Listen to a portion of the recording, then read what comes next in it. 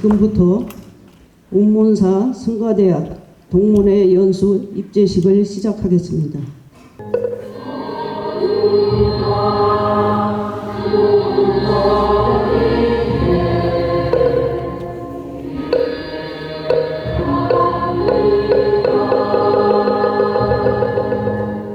안녕하십니까. 운문사 성가대학 총동문회장 서구입니다. 이 연수의 장에서 실천 가능한 좋은 의견들이 모여서 60회 졸업생을 배출한 유서 깊은 운문사 성가대학이 시대에 맞는 바람직한 모습으로 발전하여 오래도록 계승되고 모든 성가의 모범이 될 수 있기를 간절히 발언합니다. 먼저 오랜 세월 성가 교육에 헌신하시며 많은 제자를 양성해 주신 운문사 성가대학의 역사이자 산증이신 명성스님께 존경과 감사의 말씀을 전합니다. 또한 한국불교 비구니 성가 교육의 전통을 잇고 발전시켜 주신 운문사 성가대학 동문 스님들께 다시 한번 감사의 말씀을 올립니다. 제가 운문사에 들어와서 학인 스님들을 가르치기 시작한 지가 벌써 54년이 넘었으니 운문사 성가대학의 역사도 벌써 반세기를 훌쩍 넘었습니다. 그동안 비구니 성가 교육의 찬실로서 운문사 성가대학과 대학원, 유런을 비롯하여 운문사를 거쳐간 졸업생 수는 올해 현재 총 2193명입니다. 운문의 동문 스님들은 운문인으로서의 정심을 가지고 각계각처에서 전법과 수행, 가람수호, 사회복지 등 각자의 역할을 충실히 수행하며 한국 불교 비구니계를 이끌고 있습니다. 주제가 따로 없고 내 마음대로 해라. 그러니까 그게 더 어려워. 뭔 말을 어떻게 해야 될지. 그래서 지금 여러분들께서 궁금해 하실 수도 있는 종단의 지금 현재 종단이 뭘 하고 있는가, 그리고 앞으로 무엇을 할 것인가에 대해서 우리가 짧게 말씀드리겠습니다. 잘 아시다시피 저는 요즘 우리 종단이 비교적 이렇게 안정이 되어 있는 것 같아요. 전에처럼 우리들끼리 막 서로 쥐뜯고 싸우고 이러지는 않는 것 같아요. 지금 비교적 어느 때보다도 안정되어 있는 데에는 우리 종정야와 원로위원 스님들 또 우리 각 그 교구본사, 교구장 주지스님들께서 저에게 힘을 이렇게 실어주시고 또 서로 이렇게 양보하고 화합하는 그런 이제 분위기를 조성을 해 주셨고, 또 우리 특히 이제 종회에서 우리 집행부의 그 협조를 잘 또 해 주시고 현재까지는 그렇게 잘 지내고 있습니다. 그리고 각 여러 종도들께서도 지금 뭐 크게 저에게 그 막 저항을 한다거나 반항을 한다거나 뭐 이런 게 조금은 없는 것 같아서, 그래서 이제 조금 안정되어 있다고 보고, 그럼에도 불구하고 우리가 여기서 이제 그 정지해서 있을 수는 없죠.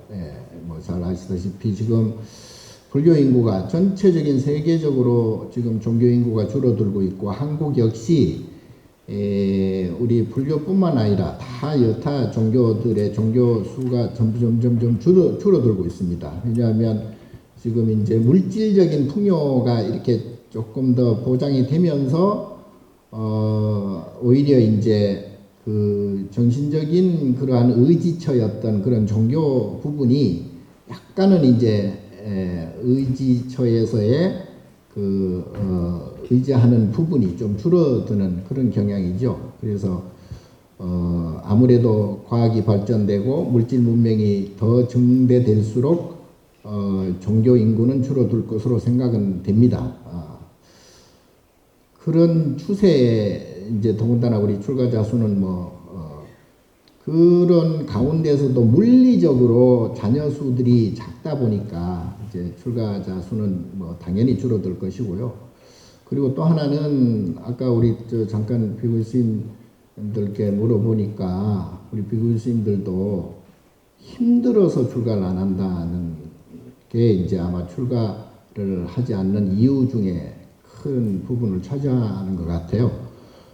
그래서 요즘은 더 편리 위주로 가는 세상이기 때문에 아무래도 그런 점도 있고, 그래서 여러모로 이렇게 사면 초과적인 그런 이제 봉착의 직면에 지금 있다고 봅니다. 자, 이러한 상황에서 우리 불교, 우리 종단에서는, 한국 불교를 선도하고 있는 우리 조계 종단에서는 그럼 어떻게 해야 되겠느냐? 일단 첫 번째로 종단이 안정되어 있어야 되겠죠. 종단이 안정되지 않고 불안하고 서로 또 종단 내적으로 서로 이 다툼 경쟁이 있을 때 그때 불교 불자들이 굉장히 줄어들었거든요. 그러니까 첫 번째는 종단 안정이 우선인 것 같고요. 그 다음에 또 하나는 종교가 뭐 잘 아시다시피 하나는 뭐 종교 고유적이라고 할 수도 있는데 기복적인 부분이 없을 수가 없죠. 그러니까 불교든 기독교든 무슨 뭐 힌두교든 세계 어느 종교든 거기에 고등 종교라 할지라도 그 교리 이외에 신을 믿거나 부처님을 믿거나 할 때 무조건적으로 뭐 샤만 또는 토템적으로 믿는 경향이 있습니다. 우리 불교도 그 예외는 아니죠.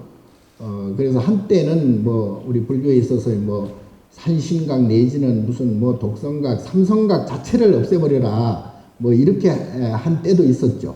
예. 그럼에도 불구하고 그런 기복적인 부분이 없이는 솔직히 우리가 밥 먹고 못 살아요. 예. 그래서 그 부분이 제가 볼 때는 한 적어도 50% 이상 차지하고 있다. 이제 그 부분 하나 하고, 그렇게 볼 때는 우리 스님들이 그러한 믿음에 상응한 그 소위 기도를 열심히 해주는 것, 축원을 잘 해주는 것, 이게 이제 굉장히 중요한 것 같아요. 지금도 우리 뭐 조계사, 봉원사, 직영사찰 경우에도 축원을 할 때 이름을 똑똑하게 불러주거든요. 흐릿하게 불러줬다가는 욕먹어요. 이제 그 정도로 기복에 대한 신앙이 크면 클수록 거기에 상응한 우리 스님들의 어떤 기도의 그 모습을 그야말로 정성스러운 모습을 잘 보여주는 것 하나. 또 하나는 요즘 이제 제가 선명상이라고 해서 우리 종단과 우리 불교가 살 길은 이거밖에 없다라고 제가 이제 판단을 했습니다. 그러니까 총무원장 돼서 판단한 게 아니고 이것은 정말 10년, 15년 전부터 고민을 나름대로 제가 많이 했거든요. 왜냐하면 사람들이 점점 아까 말씀드린 대로 과학이 발전되고 물질 문명이 증대될수록 점점 종교인과 떨어지는데, 그럼에도 불구하고 사람들은 마음이 평안치 않죠. 예, 물질이 풍요롭다고 해서 마음이 더 행복하고 더 평안하느냐? 이건 아니거든요. 이건 지극히 마음이란 건 상대적이기 때문에 극락에서도 분별심을 가지고 있으면 괴로움과 고통이 생기기 마련이에요. 예, 그래서 이것은 마음, 사바세계를 만들고 있는 이 마음의 구조 자체가 선악이라든가 무슨 뭐 미추라든가 또는 고락이라고 하는 서로 상대적인 그러한 현상 자체를 우리가 가지고 있기 때문에 그게 이제 중생이죠. 그걸 타파하는 것이 부처고, 자, 그런 면에서 우리 마음을 평안케 해주려면 소위 부처님께서 말씀하신 법을 정확히 알아야 된다. 예. 뭐 여러분들께서 다 법을 모른다는 건 절대 아니고요. 좀 더 정확하게 알아야 된다. 이 말은 좀 더 대중들에게, 신도들에게 설득력이 있어야 되고, 그 사람으로 하여금 이해할 수 있도록 법을 전해야 된다. 아무리 좋은 법이라도 상대가 이해하지 못하면 그건 전법이 안 되는 거예요.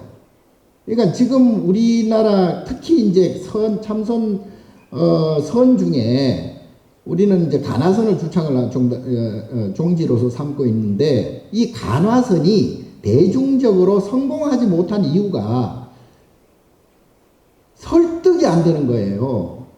좋기는 좋아. 좋기는 좋다는 걸 나도 사실은 정확하게는 모르지만은 좋기는 좋은 것 같아. 나도 모르고 니도 모르니까 설득이 안 되는 거예요. 에? 왜 간화선이 돼야만 하는가? 왜 간화선이 선 중에서도 선인가? 그리고 간화선이 너를 깨우치게 하고 불안한 마음을 완전히 소멸시키고 업장을 소멸시키고 완전 무결하게 너를 해탈시킬 수 있다. 고해에서 벗어나게 할 수 있다. 라고 하는 어떤 확신적인 설득을 해줘야 되는데 안 되는 거예요. 솔직히 죄송하지만 지금 선원에 있는 스님들조차도 그 부분에 있어서는 본인은 뭐 어느 정도 많이 안다손 치더라도 간화선을 깨우쳤다 손 치더라도 스님들에게 또는 대중들에게 신도들에게 불자들에게 설명을 충분히 해주고 설명을 통해서 그 사람으로 하여금 납득을 시켜줘야 되거든. 이래야 이게 전법이 되고 포교가 되는데 안 되는 거예요. 그러면 가만히 좌선 앉아가지고 저 화두만 들어라. 이래 가지고는 안 된다. 그게. 그래서 제가 볼 때는 그게 실패한 거예요. 그래서 제가 요즘 선명상이라고 하는 것은 명상이라고 하는 데 대해서 비판적인 사람들이 많아요. 한국 고유, 우리나라 고유, 우리 불교의 고유의 선이라 하지 않고 왜 명상에 붙어가지고 서구적인 그것도 다른 종교에서 다 채택하고 있는 명상을 왜 새삼스럽게 주장하느냐. 우리 고유의 불교를 훼손하는 거 아니냐. 이렇게 비판하는 분들도 있는데 그거는 모르는 분들이에요. 명상에 대해서. 메디테이션이 이게 사실은 제가 볼 때는 서가모니 부처님께서 하신 수행법이거든요. 예. 요게 이제 위파사나, 사마타, 남방불교적인 그 내용이 서구에 알려지고 미국에 알려짐으로 해서 미국에서 그것이 현실적으로 각색되어서 나온 게 고유의 현재 세계에 유행하고 있는 명상입니다. 그래서 스티브 잡스라든가 지금 뭐 일론 머스크라든가 지금 또 빌 게이츠라든가 뭐 워렌 버핏 이런 되게 유명한 그러한 재벌 그러한 부자들이 명상을 하니까 특히 하버드나 예일 대학 뭐 콜롬비아 이런 데서 다 이제 명상이 이제 붐이 일어나는 거예요. 그러니까 학자들 내지는 거기에 관심이 있는 지식인들이 다 명상을 하는 거지. 이게 이제 오히려 우리나라나 뭐 이렇게 역수입돼 가지고 들어오는 거예요. 예. 자, 그래서 제가 이 시점에서 그렇다면은 우리 고유의 선을 명상 위에다가 덮어 씌워버리자. 예. 그래서 제가 선명상이라고 했고, 자, 그러는 데는 지금 이제 올해 안으로 제가 이제 그 명상 개론이라든가 명상 프로그램을 어느 정도 구체적으로 이제 발표를 할 거예요. 그러면 우리나라 지금 템플스테이라든가 사찰이라든가 서울의 뭐 유수 사찰들, 직영 조계사, 통운사, 뭐 보문사 또는 우리 진관사 내지는 여러 유수 사찰에다가 그 프로그램을 전달을 할 겁니다. 그러면 그 여러 가지 프로그램 중에 간화선 명상도 들어가 있고요. 예, 연불 명상도 들어가 있고 뭐 108가지 명상법을 제가 만들려고 그래요. 예, 거기에는 이제 빠사나 사마타 뭐 나름 다 있어요. 그런데 그게 이제 근기에 따라서 그걸 채택해서 내가 이제 하면 되는 거예요. 그게 이제 5분 명상에서부터 무슨 뭐 10분, 1시간, 하루, 이틀, 뭐 3일, 일주일, 한 달, 1년 그 기간 따라서 또 명상의 내용이 또 달라집니다. 자, 그런데 그게 중요한 게 전법을 하려면 아까 말씀드린 대로 내용이 충실해야 됩니다. 상대방이 내용을 들었을 때 이게 납득이 가는구나. 나도 한번 해볼까. 나도 한번 믿어볼까. 이게 돼야 되거든요. 예. 그래서 내용이 있어야 된다. 겁니다. 우리가 맨날 포교하자, 전법하자 하는데 솔직히 뭔 내용을 어떻게 전법을 하고 어떻게 포교를 할 것인지 니도 모르고 나도 잘 몰라. 무조건 전법하자, 포교하자 한다 해서 그게 포교가 되는 건 아니잖아요. 그러니까 그 내용이 좀 충실해져야 된다.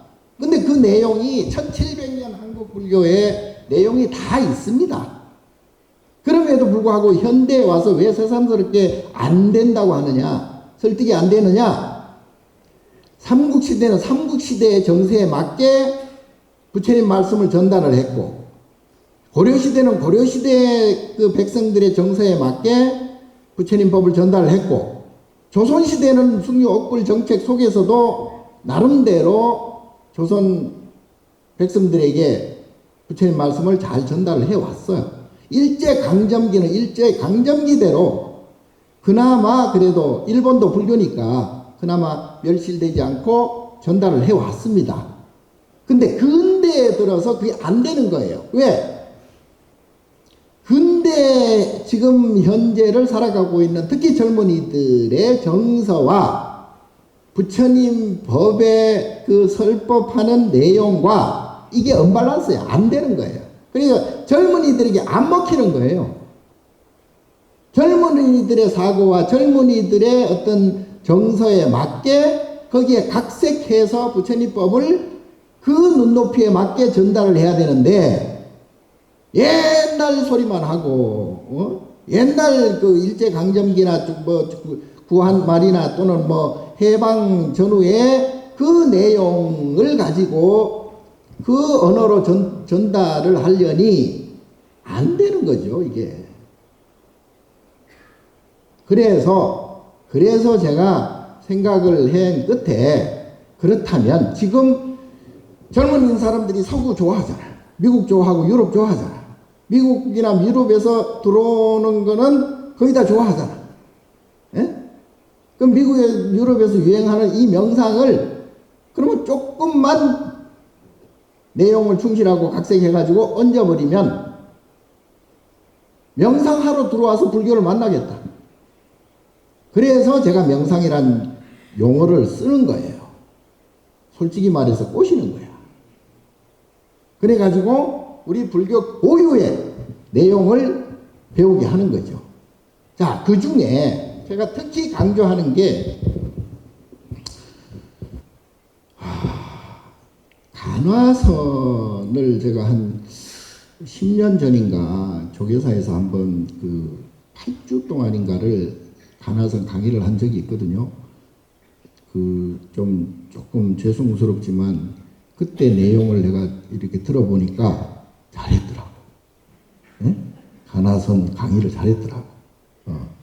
자, 그 간화선은 선 중에는 최고입니다. 조사선 가운데서는 오히려 묵조선보다 간화선이 최고입니다.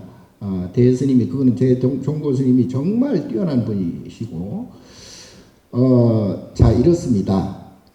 요거는 이제 여러분들 많이 참고를 하십시오. 참고를 물론 아시는 분들도 아시겠고 또 다른 의견을 가진 분들도 물론 있겠지만 부처님 말씀을 크게 나누면 저는 세 부분이라고 봅니다. 하나는 마음을 말씀하셨고요. 예.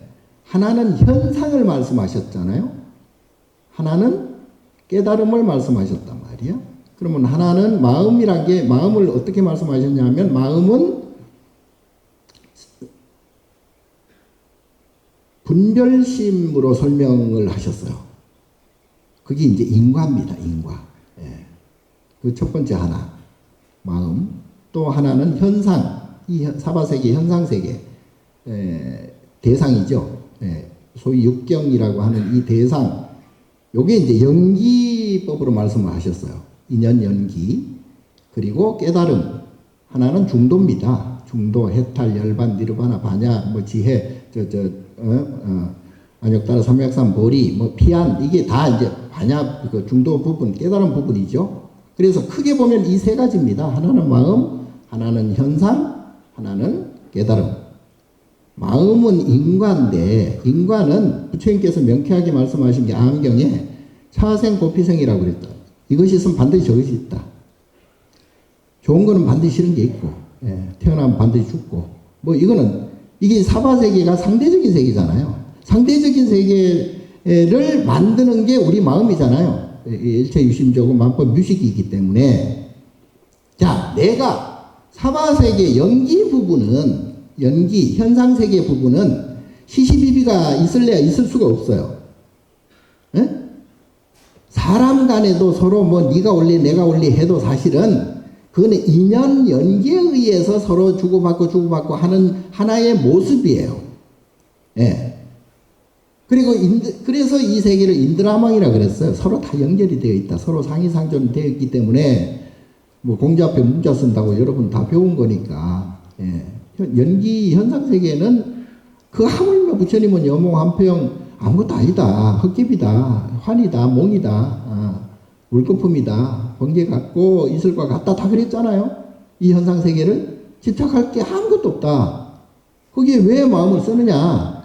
문제는 현상 세계는 천둥이 되든 벼락이 치든 뭐 해일이 일든 태풍이 불든 거기에 의해서 어떻게 이렇게 되고 저렇게 변하는 거는 그거는 그냥 연기적 현상일 뿐이야. 그래 봤자 생로병사 성주개공하고 다 사라져 버리는 없어. 문제는 그 연기적 현상, 아무것도 아닌 현상을 보고 내가 이제 좋네, 싫네, 옳네, 그러네, 내가 이제 판단을 한다고. 내가. 그렇잖아요. 예. 다 일체유심조고 다업다득이에요. 그러니까 내가 만드는 거죠. 그러니까 부처님과 같이 고락이라고 하는 이 업장이 없으면, 업식이 없으면, 이런 분별심이 없으면 공이 그야말로 그 분별이 제로가 되어 있으면, 무엇을 보든 무엇을 듣든 거기에 무슨 시비고락이 왜 있겠어요? 이거는 병전이고 뭐고 다 어록에도 다 그렇게 다 돼 있잖아요. 거기에는 이론의 여지가 없다 이 말이지. 그럼에도 불구하고 우리는 부처님 말씀도 잘 안 듣고 조사의 말씀도 잘 안 듣고 말을 안 들어. 말을 내부터라도 말을 안 들어. 왜냐? 업습 때문에 그렇습니다. 너무나 견고하게 금강석과 같이 단단히 굳어져 있는 이 업 때문에 안 되는 거예요. 잘 안 되는 거죠. 그래서 우리는 수행을 하는 거죠. 그래서 요 부분을 그렇다면 어떻게 해야 돼? 그렇다면 현상을 자꾸 따지고 뭐 네가 올래 내가 올래 따질 게 아니고 사람은 중생은 고가 있기 때문에 중생이잖아요. 고라는 것은 고라는 그 괴로운 느낌, 감정이 있기 때문에 중생이라 그러잖아요.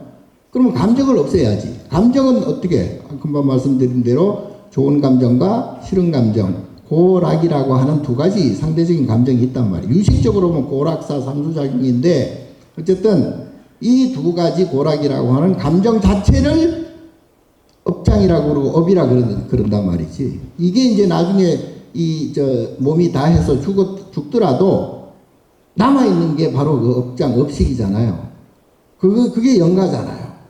영가 자체가 감정 덩어리잖아요. 유정이잖아. 그게 이제 돼지한테 붙으면 돼지가 돼가지고 또 좋고 싫고, 천상에 간다 해서 천상의 인연이 다 되면 또 이제 고락의 감정에 떨어져 버리고. 이게 이제 육도 윤회, 중생이 육도 윤회 하는 것인데, 그래서 그것을 멈춰야 되잖아요.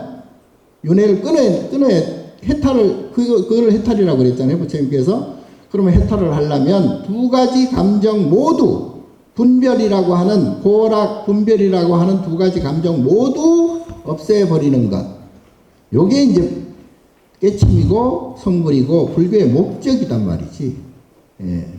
그러면 분별이라고 하는 두 가지 마음이 있어버리면 그때부터 괴로움이 계속 이어지기 때문에 내가 무엇을 하든 괴로움이 생겨. 응? 자기가 아무리 좋은 일을 하고 아무리 좋은 직업을 가지고 아무리 좋은 환경을 갖더라도 거기에 상응한 똑같은 과보, 똑같은 인과, 괴로움이라는 인과가 생기게 돼 있어. 태어나는 즉시 죽음이라는 인과가 이미 생겨 있듯이 해가 뜨는 시간이 있으면 해가 지는 시간이 이미 예정되어 있듯이 즐거움이라는 것을 딱 취하는 동시에 괴로움이라는 그 시간이 이미 예정되어 있는 거예요. 그렇다면은 이 부처님처럼 이 두 가지 분별망상이라고 하는 고락이라고 하는 이 감정 자체를 업장을 소멸시켜버려야지 해결이 되지. 더 행복하자, 더 즐겁자, 더 기쁘자 이래가지고는 해결이 안 난다 이 말이야.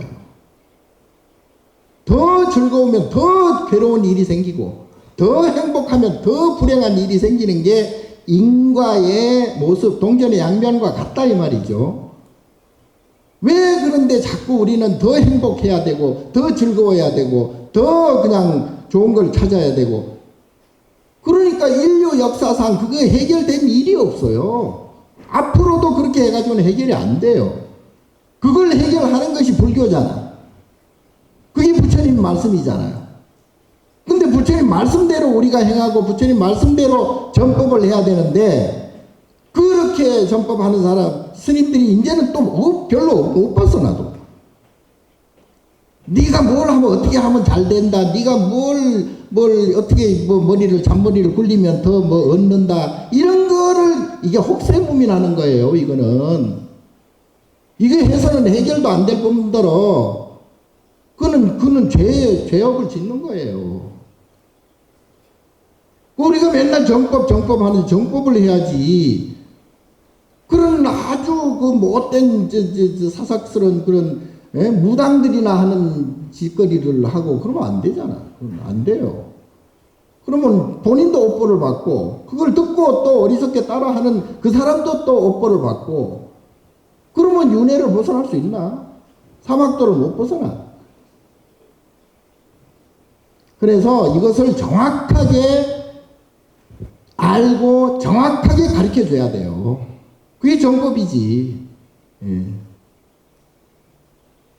맨날 하는 거 보면 뭔 잔머리 굴려가지고 어떻게 하면 요령 부리려고 그러고 어떻게 하면 꼬시려고 그러고 어떻게 하면 시주 그 돈이나 조금 더 그냥 시주 불전 만들려고 하고 이래가지고는 안 돼요.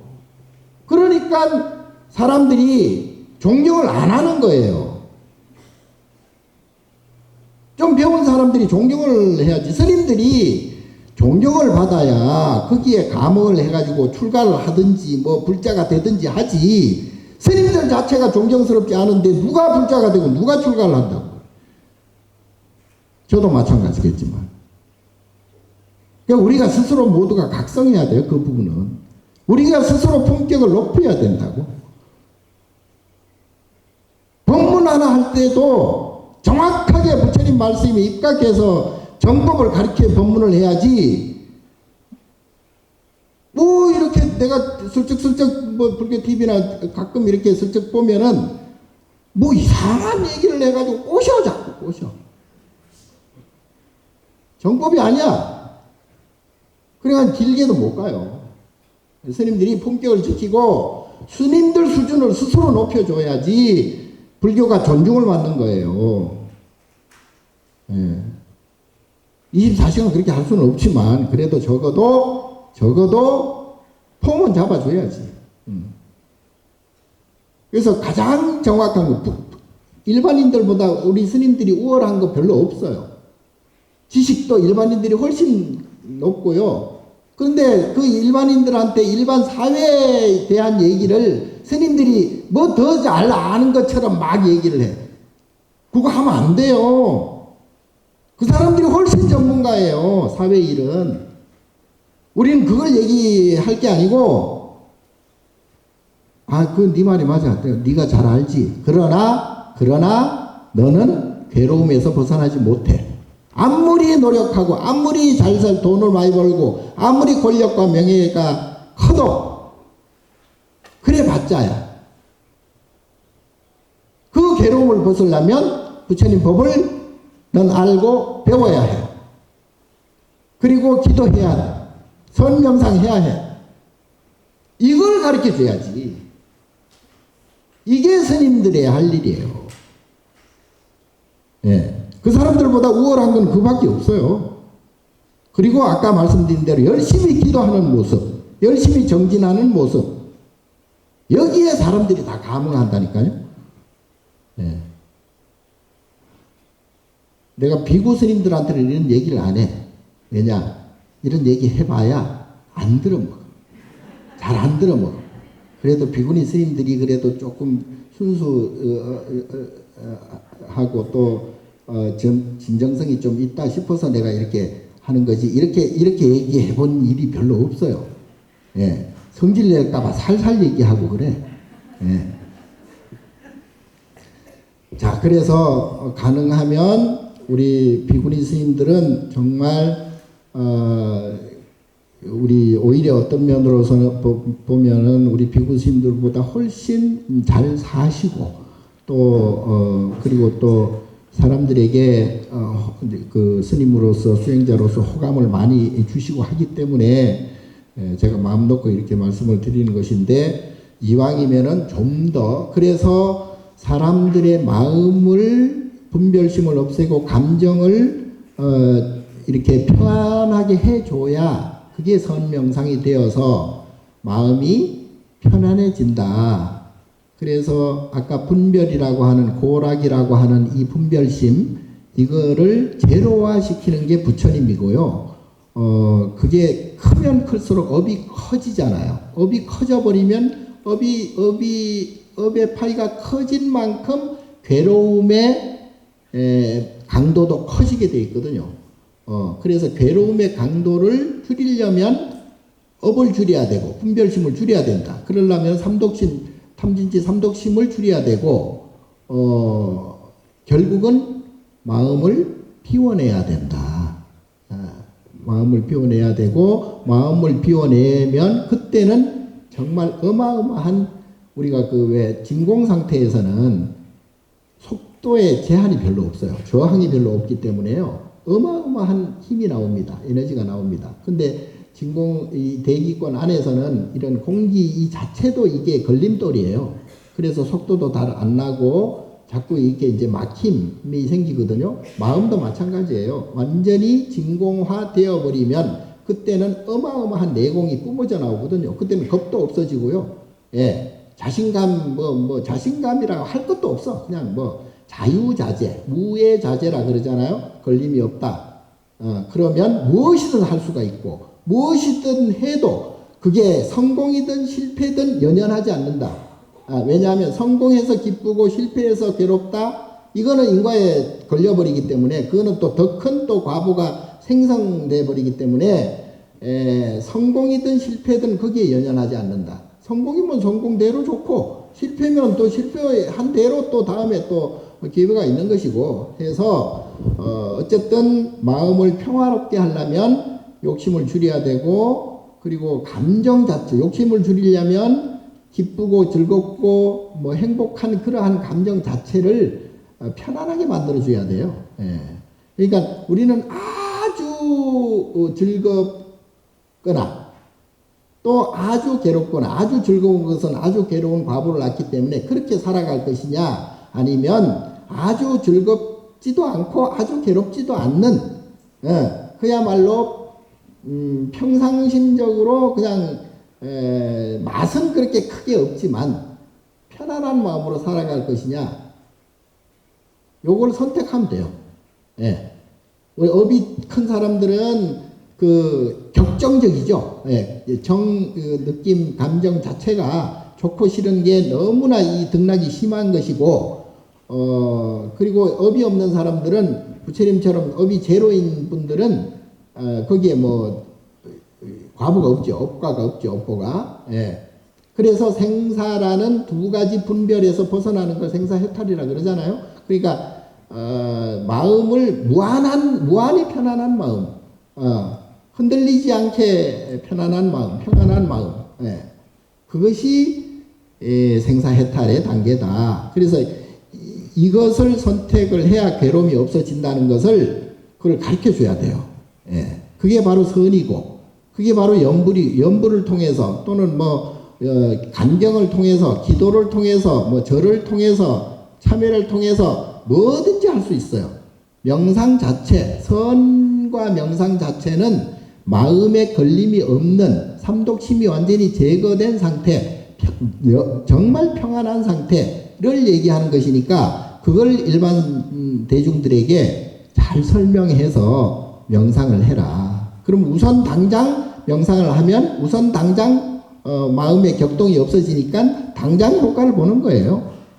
그러니까 그게 단 5초든 뭐 1분이든 5분이든 10분이든 명상을 통해서 자기 마음을 진정시키고 자기 마음을 진정시켜서 편안해지면 그때는 괴로움도 그만큼 덜어진다. 여기에 이제 선명상이라는 것이 있어서 모든 프로그램에 이러한 그 이론을 적용을 시키면 돼요. 그리고 명상하는 방법은 특별히 다른 방법이 없다. 왜냐하면 우리가 행주자와 오목동정 그 간화선도 화두 자체가 우리가 맨날 좌선을 많이 하는데 좌선은 선 중에 가장 쉬운 게 좌선이에요. 원래는 걸어다니나 앉으나 서나 누워 자나 항상 일여하게 선이 돼야 되거든요.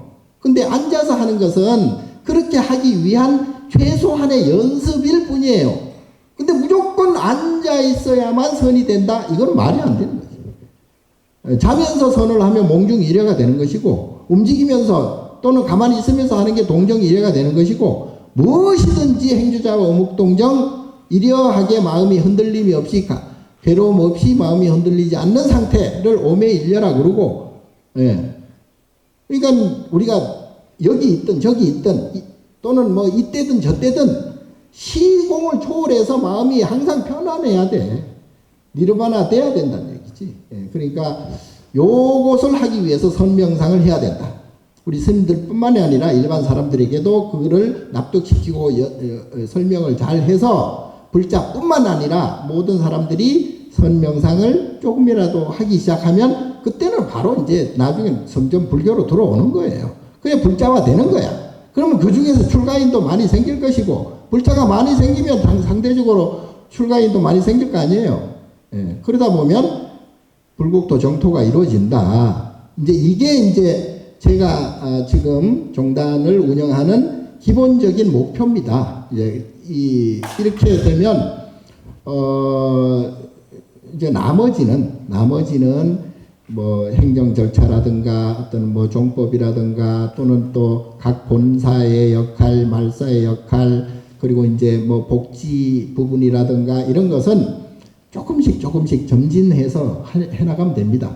포교가 잘 되고 또 출가자가 많아지고 이렇게 하다 보면 저절로 그런 거는 다 이루어지게 돼 있거든요. 그리고 또 종도들에게 잘 설명하고 합의해서 그렇게 해나가면 될 것 같고 그리고 지금 어느 때보다 사회적으로 불교가 조금 제가 느끼기에는 그렇습니다.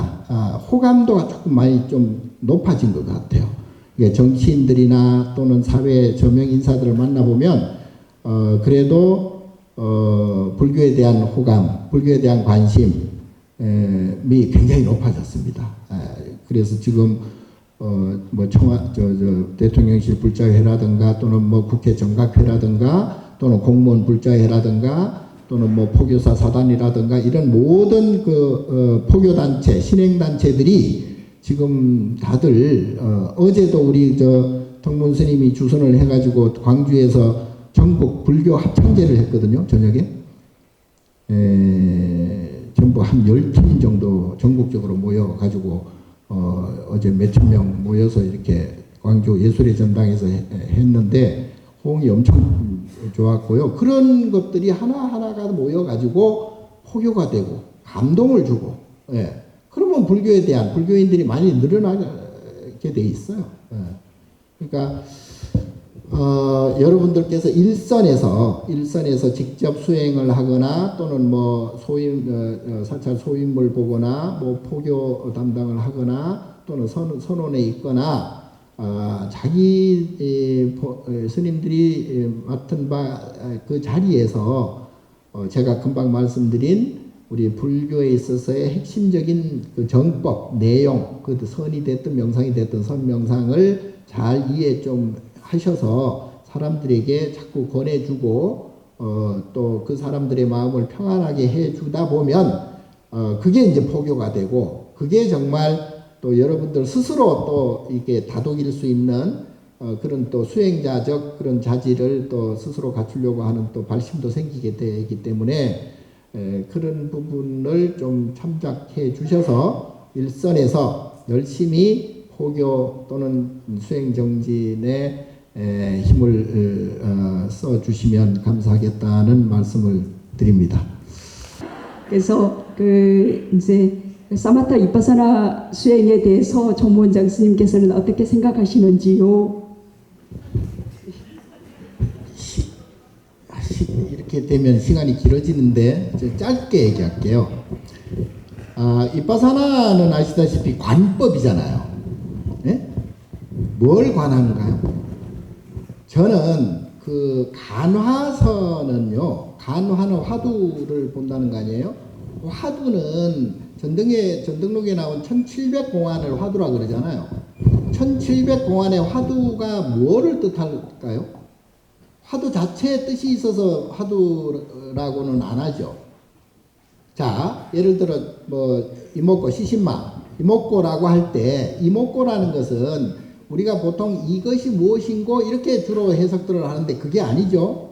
그게 아니고 이목고든 무자든 뭐 정전백수자든 그 어떤 화두도 이 화두는 조사, 그러니까 부처님 말고 부처님과 같은 깨달음을 이룬 분을 조사라 그러잖아요. 조사가 깨쳐서 나온 말씀이에요. 예? 요게 화두입니다. 요게 공안이라고도 하고, 예, 조사가 깨쳐서 나온 언어, 요게 화두거든요. 그래서 말씀 하자에 머리 두자를 쓰는 거예요. 예, 그러면 조사가 깨친 말씀이기 때문에 이것을 화두라고 하는데, 내가 조사가 아직 안 됐으니 조사가 깨치신 화두를 내가 하나 딱 가지고 그걸 염하면, 그걸 항상 놓지 않으면 나도 이 조사가 깨친 바와 같이 나도 깨치리라. 요 뜻이 하나 있고요. 그리고 화두 안에는 깨친다는 것은 뭘 깨치냐? 뭘 깨쳐요? 뭘 깨칠까요? 자, 깨친다는 것은 쉽게 말하면 고를 완전히 벗어 던졌다 이 뜻이나 똑같아요. 한 점의 괴로움도 없다. 무해자재하다. 완벽하다.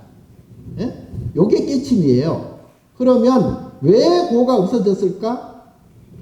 분별심이 사라졌기 때문에 그렇습니다. 아까 말씀드린 대로 고락이라고 하는 유정, 거기에 느낌, 감정, 이 인과를 이루고 있는 고락이라고 하는 감정 자체를 뽑아버렸다 이 말이에요. 그렇다면 고락이라고 하는 감정을 뽑아버리기 위해서는 부처님께서 말씀하신 인과법과 연기법과 그리고 중도법을 정확히 알아야 되잖아요. 그걸 정확히 아는 것이 바로 깨치는 것이고, 그것을 정확히 안다는 것은 체득적으로다가 괴로움을 완전히 벗어났다. 예, 윤회하지 않는다. 그러니까 화두 안에는 부처님의 말씀 84,000 대장경이라고 하는 이 내용이 다 들어있다고 봐야 돼요. 그래서 그 화두를 드는 거예요. 하나는 조사 스님이 깨쳐서 나온 말씀이니까 진언이고, 진언, 달안이고, 그 화두 하나 안에는 부처님의 84,000 장강설이 불법이 다 들어있으니까 위대한 거예요. 그러니까 화두 하나 딱 들면 부처님이 말씀하신 내용을 놓치지 말아야지, 잊지 말아야지. 그래서 화두를 놓지 말란 얘기예요. 인과를 알아야 되고, 연기를 알아야 되고, 중도를 알아야 된다. 그래서 화두 하나에는 어마어마한 내용이 들어있거든요. 자, 그 화두를 정확히 잘 볼 깨어있다 그러잖아요. 사람이 무기가 아니고 깨어있다. 깨어있다라는 게 관법이에요. 부처님의 말씀하신 인과와 연기와 중도법을 정말 여실하게 지금 보고 있다. 알고 있다. 그걸 잊지 않는다. 그걸 깨어있다라고 그래. 그게 관법이에요. 그게 윗바사나예요. 그래서 윗바사나는 깨어 있을라니 천천히 걸어야 되고 깨어 있을라니 천천히 행동해야 된다고. 그래서 윗바사나가 느림의 느림의 종교예요. 사마타는 그친다. 바로 방아착을 얘기하는 거예요. 사마타는 그침, 뭘 그쳐? 분별을 그친다. 괴로운 생각을, 그 감정을 그친다. 예. 그래서 놓고 하는 그 방아착과 똑같다 이 말이에요. 그러니까 저는 윗바사나나 사마타나 이 수행이 이게 결코 소승으로 비하돼서도 안 되고, 그렇다고 해서 가나보다 더 뭐 좋느냐 뭐 그것도 아니에요. 예. 그래서 저는 가나선을 정확히 잘 하려면 윗바사나하고 사마타를 동시에 해야 된다라고 봅니다.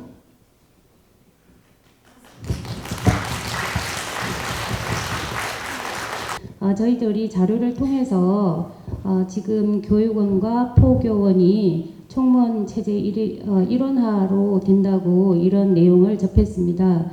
저희들이 지금 오늘 이 동문합의 장에서 승가대학으로서의 사실 중추적인 역할을 했다고 해도 과언이 아닌 운문사 승가대학인데요. 앞으로 저희 승가대학이 이러한 환경에 어떠한 변화에 맞이하게 될지 사실 앞으로의 미래가 좀 궁금합니다. 말씀해 주시면 감사하겠습니다. 엄청난 화두를 서서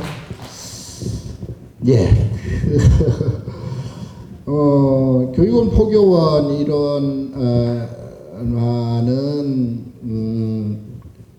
제가 이제 우리 교육원장 선생님도 계시지만 교육원장을 해보고 해봤는데 지금 이제 이게 업무 분담적으로 보면 이렇게 한계가 또 있는 점이 있습니다. 한계가 있고 또 하나는 그 마이크를 놔버리지. 여기다 갖다 놔버려.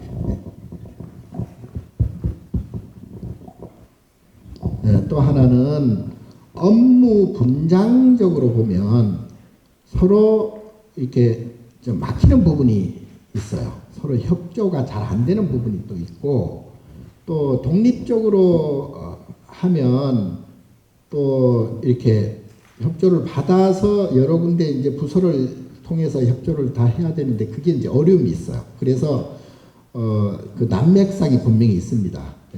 교육원도 그렇고 포교원도 그렇고 그래서 이것은 차라리 일원화해서 전체 부서가 서로 유기적으로 협력해서 하는 게 좋겠다라고 이제 생각이 들었고요. 앞으로는 그렇다고 해서 교육원의 업무라든가 포교원의 업무가 뭐 사라지느냐 그건 절대 아니고요. 더 이렇게 보강할 건 더 보강하고 뭐 어떻게 보면 다시 또 뭐 교육원 보강해가지고 교육원하고 포교원이 또 새로 할 수도 있는 문제요. 이제 어쨌든 지금 교육원 포교원뿐만이 아니라 전체 부서를 총무원 전체 부서를 놓고 그거를 이제 서로 이합 집산을 시키려고 지금 하고 있다고 말씀드리겠고요. 그래서 지금 그 행정적인 부분에 있어서는 서로 이제 유기적인 그런 협조 또는 그 한마디로 이제 잘 돌아가게 하기 위해서 부서 조정을 하는 것입니다. 그리고 강원 문제는 지방대학 문제는 지금 현재 입선하는 분들이 작기 때문에 강원에 들어가는 지방대학 들어가는 학인 수도 이제 물론 작죠. 그래서 지금 뭐 구체적으로 제가 말씀 못 드리겠지만 아마 올해 안에 지방승가대학도 살고 중앙승가대학도 살고 그리고 또 거기에 이제 행자교육원이라를 하나 더 이렇게 붙여서 그리고 기본승가대학의 체제 뭐랄까 시스템 커리큘럼 이런 전반적인 체제를 조금 합리적으로 지금 그 보강 수립을 하려고 지금 막바지 연구 중에 있습니다. 그게 어느 정도 이제 안이 1안, 2안이 나오면 그걸 이제 공청회나 여러 그 정도들의 의견을 물어봐서 아마 제가 볼 땐 제 계획으로는 올해 안에 종회에서 입법화하려고 지금 하고 있습니다. 그러니까 운문사성가대학이 어떻게 조금 잘못 되거나 또는 뭐 축소되거나 안 좋은 쪽으로 간다는 것은 절대 아닙니다. 제가 이 자리를 빌어서 보장을 하는데 그거는 절대 아닙니다. 그러니까 조금 더 지켜보시죠. 나중에 이제 운문사 측에서도 같이 이렇게 참여해서 이렇게 논의를 할 것입니다.